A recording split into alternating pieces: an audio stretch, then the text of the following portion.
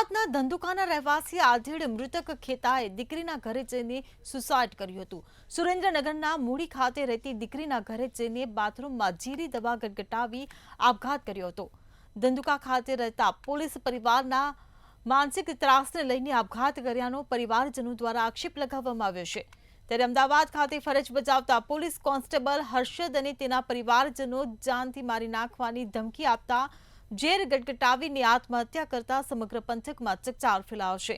મૂડી police hospital પહોંચી ફરિયાદ નોંધી તજવીજ હાથ ધરી છે।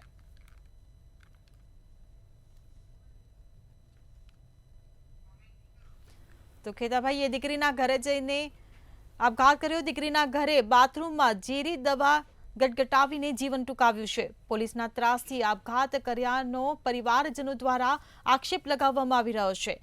અમદાવાદના ધંધુકાના આધેડે આપઘાત કર્યો હોવાની આ ઘટના સામે આવી છે, જેને લઈને ખળભળાટ મચી ગયો છે। સુરેન્દ્રનગરના મૂડી ખાતે જઈ આપઘાત કર્યો હતો, ત્યારે ખેતાભાઈએ દીકરીના ઘરે જઈને આપઘાત કર્યો હોવાની આ ઘટના સામે આવી। દીકરીના ઘરે જઈને બાથરૂમમાં જઈ ઝેરી દવા ગટગટાવીને જીવન ટૂંકાવ્યું છે, ત્યારે પોલીસના માનસિક ત્રાસને કારણે આપઘાત કર્યો હોવાનો પરિવારજનો દ્વારા આક્ષેપ લગાવવામાં આવ્યો છે। અમદાવાદના ધંધુકાના આધેડે આપઘાત કર્યો છે। સુરેન્દ્રનગરના મૂડી ખાતે જઈને આપઘાત કર્યો છે।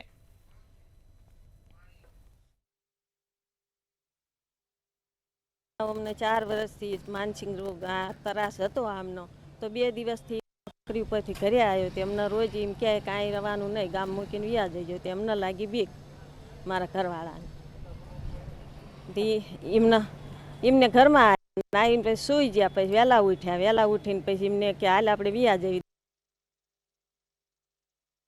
ઘરે। મેં કીધું ના, નથી જવું આપણે, તેમને એકલા આવતા રહ્યા। આવીને એમના આ બનાવ દીકરીના ઘરે આ મૂળી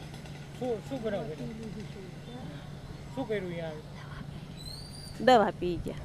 આવું અમને માનસિક રોજ ત્રાસ હતો આનો। 2 ભાઈનો, બાબુ દીપક બાબુ, હર્ષદ બાબુ અને પછી અમર બાબુ।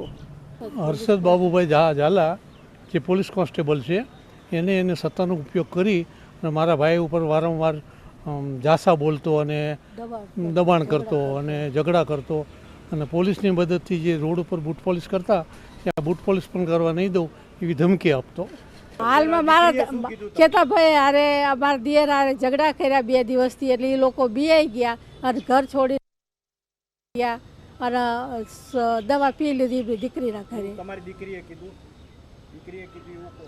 તમને કોને જાણ કરી? અમારી દીકરીએ કીધું જ્યોતિબેને।